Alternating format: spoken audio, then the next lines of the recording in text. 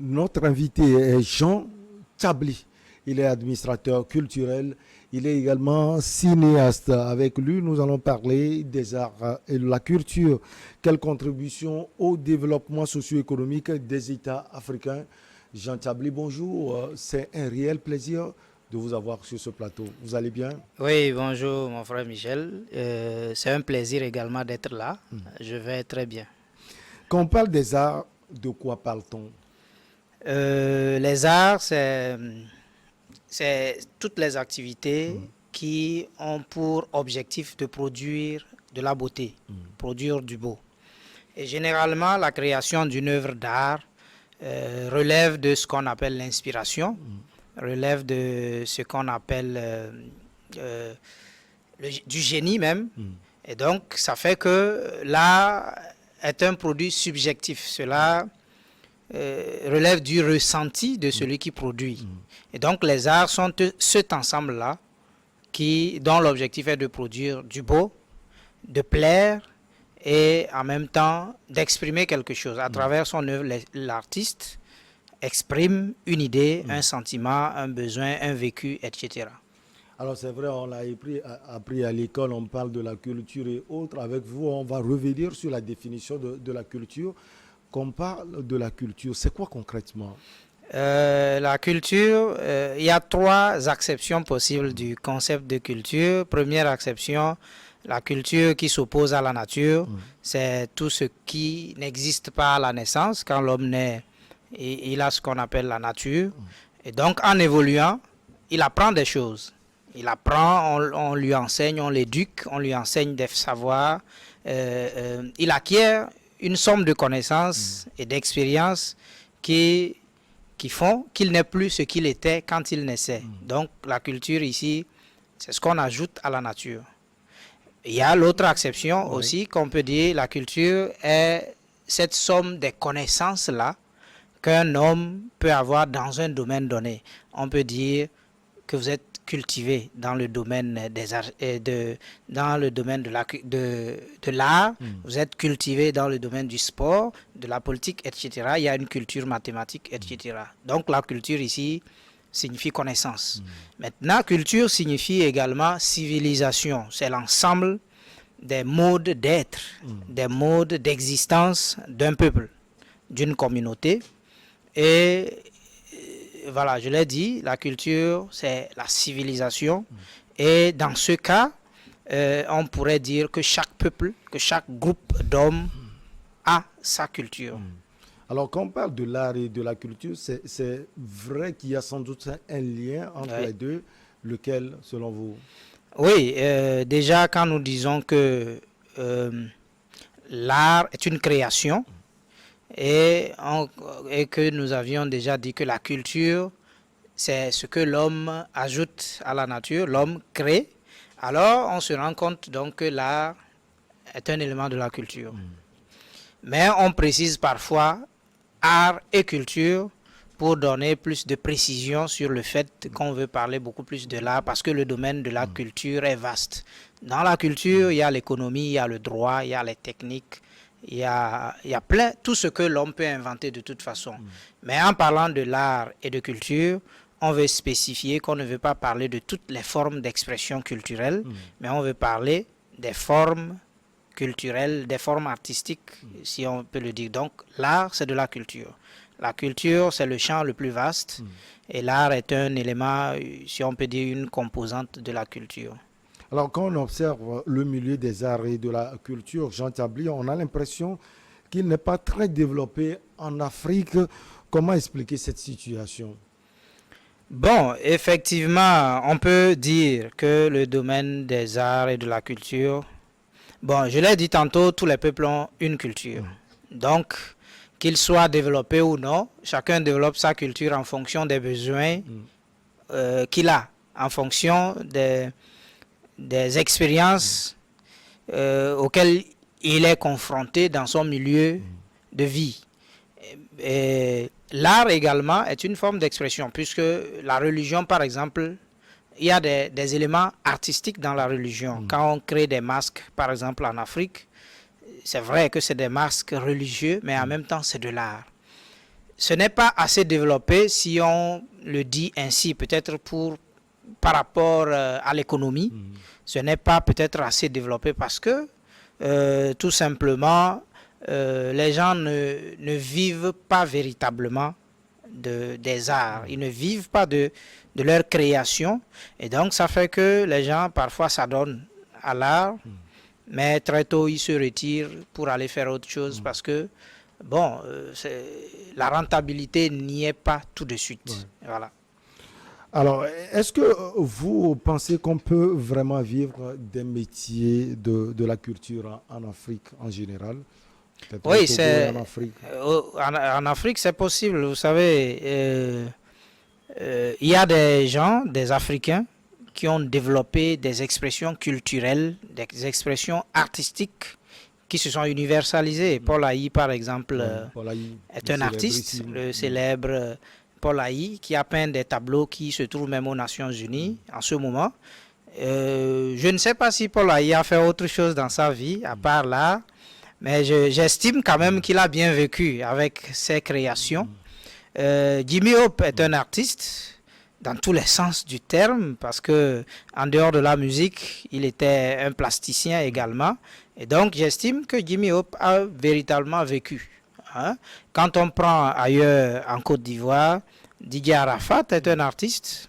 Il exprime une forme de culture qui est ivoirienne, le coupé-décalé notamment. C'est une culture, c'est une forme de musique qui a été développée en Côte d'Ivoire. Donc Jimmy Hope, Didier Arafat était le porte-flambeau du coupé-décalé. J'estime aussi qu'il a vraiment vécu correctement avec ce que son art lui a donné comme rentabilité. Toutefois, ce n'est pas encore ça, parce que quand vous voyez, par exemple, dans le domaine de la musique, les gens produisent, mais apparemment, les gens le font pour le plaisir. Vous voyez parfois des artistes-chanteurs qui, chez nous, au Togo, par exemple, qui chantent, mais qui, du jour au lendemain, partent. Nous connaissons beaucoup de nos artistes qui sont aux États-Unis actuellement et qui ne chantent plus en fait. Parce que vraiment c'était difficile pour eux, ils ont dû partir. Donc ceux qui vivent de l'art et de la culture, ils ne sont pas véritablement nombreux. Il y a par exemple des touristes qui arrivent régulièrement chez nous. Bon, si ce n'est la crise de Covid et autres qui ont ralenti des vagues de touristes. Sinon, il y a normalement, si ça marchait bien, il y a des tours opérateurs, des agences de tourisme qui créent des emplois. Quand un hôtel, par exemple, est un élément culturel, un hôtel, et si ils ont des employés, ces employés peuvent vivre. Il y a des industries du livre, des maisons d'édition qui ont des employés, mais est-ce qu'ils vivent vraiment de ce métier-là? Bon, la question reste toujours posée. C'est d'ailleurs ce qui me pousse à vous poser ces questions. Est-ce que les États accordent au métier de la culture la valeur qui leur revient, selon vous? Oui, en Afrique, c'est toujours un peu difficile. C'est toujours un peu difficile. Vous voyez, quand nos gouvernements font les budgets pour l'année, je ne pense pas que la part du budget qui est allouée à la culture fait le 10e de ce qui est alloué à l'agriculture, par exemple, du budget qui est alloué à la santé, par exemple. Parce qu'on estime que c'est un secteur qui n'est pas vital. Je veux dire que s'il n'y a pas d'expression culturelle, les gens ne vont pas mourir. Mais quand il n'y a pas de maïs...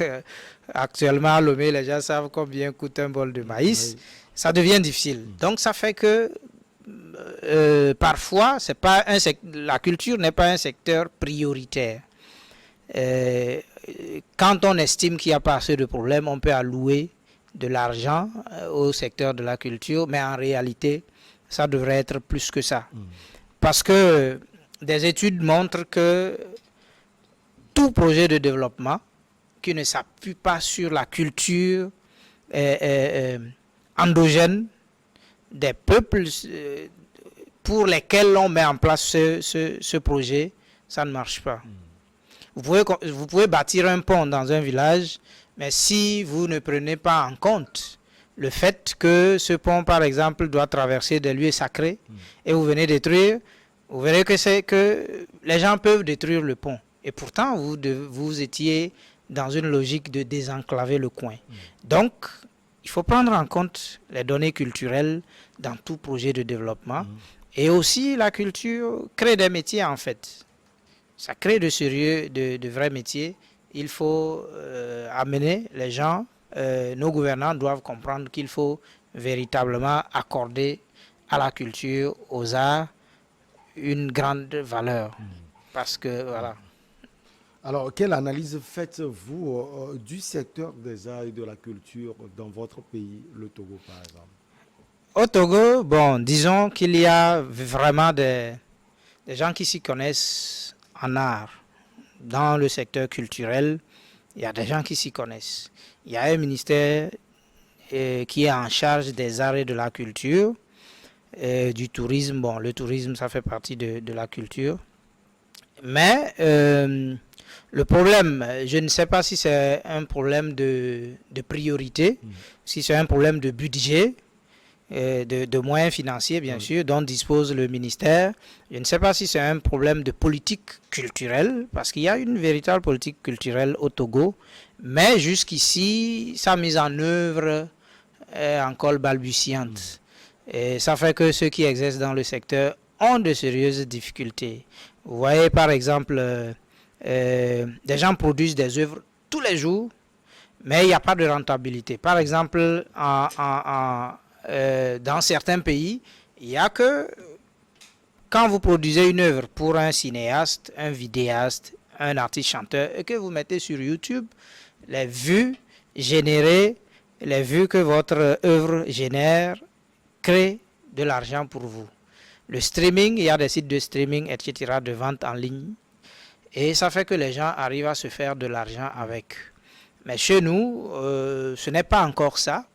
Les gens produisent, mais ils n'ont jamais de retour sur investissement. C'est un peu compliqué. Et il faut que peut-être on fasse un travail sérieux là-dessus.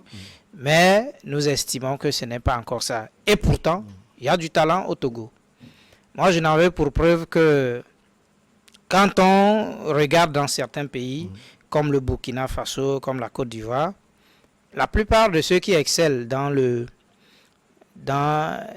clip vidéo pour artistes chanteurs, de ceux qui excellent dans le beatmaking, dans l'arrangement, c'est des Togolais. Moi, je connais 2 Togolais qui sont à Ouagadougou et qui font le buzz, c'est-à-dire que c'est eux qui enregistrent la plupart des grands artistes chanteurs du Burkina Faso. Je connais 2 réalisateurs qui sont à Abidjan, qui font des clips vidéo magnifiques aux artistes. Et pourtant, au Togo, il y en a aussi qui ont des talents, peut-être même mieux qu'eux, mais voilà, ils n'ont pas le même niveau de vie. À quoi cela est dû? Peut-être qu'il n'y a pas assez d'argent au Togo, peut-être. À quoi cela est dû? Justement, vous avez parlé de certains pays de la sous-région. Comparé justement à beaucoup de pays de la sous-région, on semble véritablement que le secteur est en retard au Togo. Oui, effectivement. Qu'est-ce qui peut expliquer cela? Le secteur est véritablement en retard. Quand vous prenez le secteur du cinéma, que je connais, je peux dire mieux, au Togo, le secteur a de sérieux problèmes. Quand vous êtes cinéaste, que vous produisez un film, en principe, le film est fait pour être vu. Ce n'est pas pour dormir, pour être dans l'ordinateur. Il faut qu'il soit vu. Mais chez nous, il n'y a pas de salle de cinéma. Vous comprenez, il n'y a pas de salle. Alors que dans les années 90, il y avait au moins 7 salles de cinéma à Lomé. Il y avait une salle de cinéma à Dapon. Mais toutes ces salles ont disparu. Pour quelles raisons? Je n'en sais rien, mais on sait que c'était au lendemain du vent de la démocratie qui a soufflé sur l'Afrique de l'Ouest. Bon, est-ce que c'est ce qui a créé ce problème? On ne sait pas. Donc, quand vous êtes cinéaste, vous avez des difficultés pour diffuser vos films, en salle surtout. Or, c'est la salle qui donne de l'argent aux films. Et aussi, les chaînes de télé n'achètent pas vraiment les films togolais. Hein. Les chaînes n'achètent pas de films togolais. Entre-temps, je ne sais plus si ça a changé. Avec la Semaine nationale du cinéma, ça c'est en train de changer. On demande aux cinéastes d'envoyer leurs films pour des projections sur les chaînes de télé. Mais est-ce que ça rapporte vraiment ce que ça devrait rapporter? Je ne crois pas. Alors vous êtes cinéaste, vous êtes administrateur culturel, vous êtes plus dans le domaine. Est-ce que vu tous ces problèmes, vous arrivez, Jean Kalamfayi et Tchabli, à faire des propositions au gouvernement? Bon, les propositions, en réalité, moi j'ai fait un institut qui forme en développement culturel. Et chaque année, les gens produisent des travaux de recherche, mémoires, de master professionnel ou même des mémoires de recherche en licence. Les gens font des thèses avec des propositions à l'appui, quoi. Ouais. C'est des diplômes professionnels, en fait. Bon, je me dis, est-ce que pendant que les gens sont en train de faire leur soutenance, est-ce que le ministère n'aurait pas pu envoyer des gens pour écouter et retenir les meilleures propositions et peut-être approcher ces gens-là pour leur demander, expliquez-nous votre projet, parce que la recherche, le mémoire s'achève par un projet concret. Moi, j'ai soutenu avec un projet concret. J'ai des amis, des camarades, des gens avant moi ont fait des projets et ces projets dorment dans la bibliothèque de l'IRE-SERDEC et puis c'est tout. Je ne sais pas si les gens arrivent à réaliser leurs projets parce que c'est des projets qui coûtent des centaines de millions. Pour moi, mon projet faisait 142 millions pour mettre en place un marché du film à Lomé. Vous voyez que, bon, moi, je ne peux pas le faire s'il n'y a pas vraiment de bailleurs, si l'État ou si des bonnes volontés n'accompagnent pas ça, ça va rester comme ça. Donc, ça veut dire que les propositions, le meilleur cadre pour faire des propositions au gouvernement, c'est la recherche, quoi. C'est la recherche. Alors, selon vous, y a-t-il véritablement une industrie culturelle au Togo? Il y a de petites industries culturelles. Une industrie culturelle, c'est l'ensemble, on peut dire que c'est l'ensemble de toutes les entreprises qui produisent des œuvres en utilisant des méthodes industrielles. Par exemple, le livre des œuvres culturelles, des œuvres artistiques, mais en utilisant des moyens industriels. Le livre, par exemple, est une œuvre de l'esprit, mais on utilise des procédés industriels pour sortir un livre. Le CD, donc une chanson, une vidéo, il y a la technologie là-dedans, c'est de l'industrie, mais c'est pour sortir des œuvres de l'esprit. Il y a des maisons de production, il y a des maisons d'édition au Togo, il y a des studios d'enregistrement pour artistes, tout ça. On peut dire qu'il y a une industrie culturelle. Mais l'industrie culturelle doit normalement avoir un personnel, des professionnels qui travaillent à temps plein en principe. Mais ici, les gens font des jobs. Vous ouvrez un studio de production. C'est quand quelqu'un vous appelle, parce que vous ouvrez, vous allez vous asseoir toute la journée, personne ne sollicite vos services, ça devient compliqué. Ce n'est pas encore ça. L'industrie du cinéma, par exemple, ça n'existe pas. Vous avez un projet de série télévisée, vous cherchez des gens pour vous financer, vous avez toutes les difficultés du monde.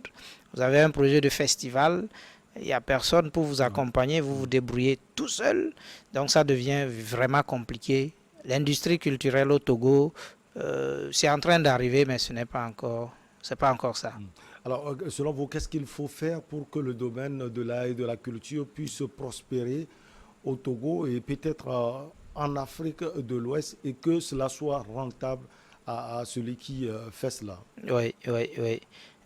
Moi, j'ai toujours dit, par exemple, les députés, normalement, on aurait pu mettre en place une loi pour demander à chaque député jusqu'à la fin de son mandat qu'il produise 5 artistes. On suppose que le mandat fait 5 ans.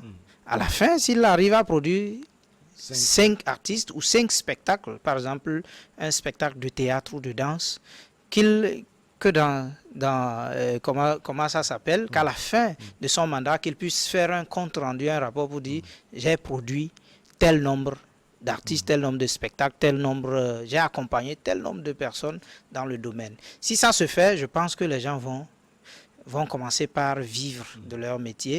Et il faut aussi que on mette beaucoup plus d'argent là-dedans. Parce que vous savez, c'est un domaine qui emploie beaucoup de jeunes. Tous ces jeunes-là qui traînent et on dit qu'ils ne font rien, en réalité, c'est parce qu'ils ont une passion. Et quand la fonction publique, on lance un concours, eux, ils ne peuvent pas trouver leur place là-dedans. Quelqu'un qui veut chanter, où est-ce qu'on va le recruter à la fonction publique? Il n'y a pas de place pour lui. Donc, il faut aussi leur permettre de vivre en subventionnant, en finançant ces secteurs-là. Je prends toujours l'exemple de la Côte d'Ivoire parce que dans le domaine du cinéma et de la musique, pour l'instant, c'est eux. Il y a des milliers de jeunes qui ne font que ça. Chez nous, quand vous dites, j'ai un ami qui me dit que la maman de sa copine lui a demandé, à part être chanteur, tu fais quoi d'autre? En réalité, ça ne devrait pas être comme ça. Chanteur, c'est son métier en fait. Mais tant qu'il n'y a pas de rentabilité, on pense que c'est des plaisantins. On pense que c'est des gens qui n'ont rien trouvé de mieux à faire. Ça ne devrait pas être ça. Donc il faut que l'État et les mécènes, les bonnes volontés, mettent de l'argent là-dedans parce qu'il y a forcément un retour sur investissement. Et peut-être aussi qu'on exige aux banques de financer ces secteurs. Parce que quand vous déposez, ça aussi c'est une solution, quand vous déposez une demande de financement, vous sollicitez un crédit pour produire un film, je ne sais pas si les banques donnent, parce qu'ils vous ils ont raison, hein, parce qu'ils se demandent comment est-ce que vous allez rentabiliser votre produit et rembourser le crédit. Bon, il y a encore du travail à faire. Je crois qu'il faut que les gouvernants réfléchissent sérieusement sur cette question-là, parce qu'il y a plein de jeunes qui traînent et qui ne veulent rien faire d'autre que les arts, que la culture. Vous avez donné l'exemple de la Côte d'Ivoire tout à l'heure, où on voit des maires, des ministres et autres, les députés qui investissent dans le domaine des arts, de la culture. Le défunt Premier ministre Ahmed Bakayoko est que toute l'Afrique pleure déjà. Il faut que les gouvernants, les ministres, pourquoi pas le Premier ministre, le président, les présidents et autres en Afrique puissent investir véritablement dans ça. Il faut qu'ils investissent. Parce que ça permet de sortir non seulement les jeunes du chômage, mais d'éviter aussi certains problèmes, la criminalité. Parce que les jeunes ont l'impression qu'on ne les comprend pas. On les prend pour des voyous, alors que eux, ils ont une vision du monde qui est différente de ce que, entre parenthèses, les vieux ont comme vision. Et donc, eux, ils se disent, mais moi, je veux faire l'art, je veux faire le cinéma, je veux faire la musique, je veux faire la peinture, etc. Et on lui demande, ça va te rapporter quoi? On lui dit même, va à l'école d'abord, tu pourras le faire ensuite. Comme si c'est quand on a échoué à l'école qu'on le fait. Et pourtant, il y a des écoles pour devenir artiste, pour exercer dans ces domaines-là. Donc, c'est vraiment des domaines porteurs, c'est des métiers du futur. Si on avait un Bakayoko dans tous les pays d'Afrique, je pense que l'Afrique allait se porter mieux. Tous ces jeunes qui traînent dans le djihadisme, c'est peut-être aussi parce qu'ils n'ont pas trouvé mieux à faire.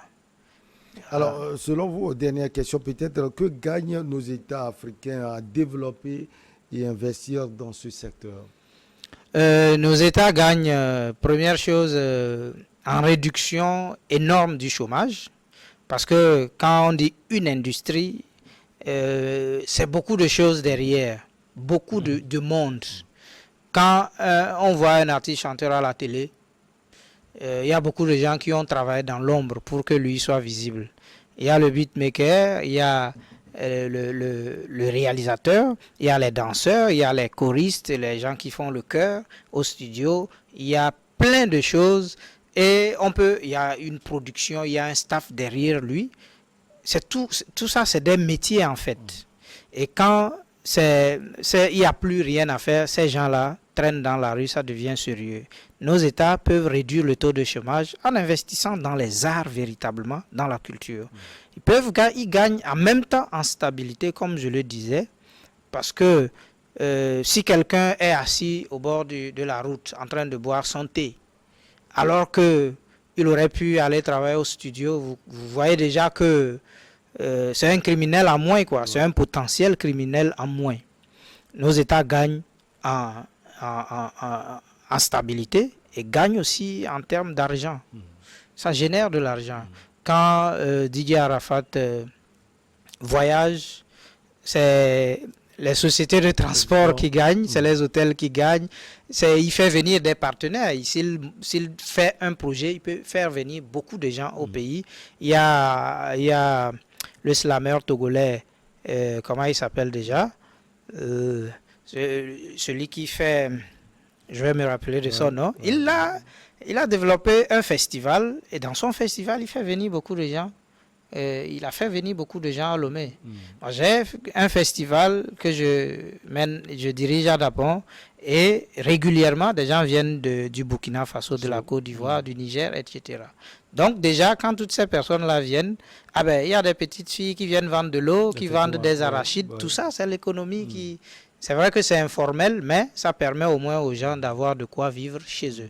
Nos États gagnent énormément à investir dans les arts et la culture. Jean Kalamfayi Tchabli, vous êtes administrateur culturel et cinéaste. Nous sommes au terme de notre entretien aussi riche. On a parlé des arts et la culture.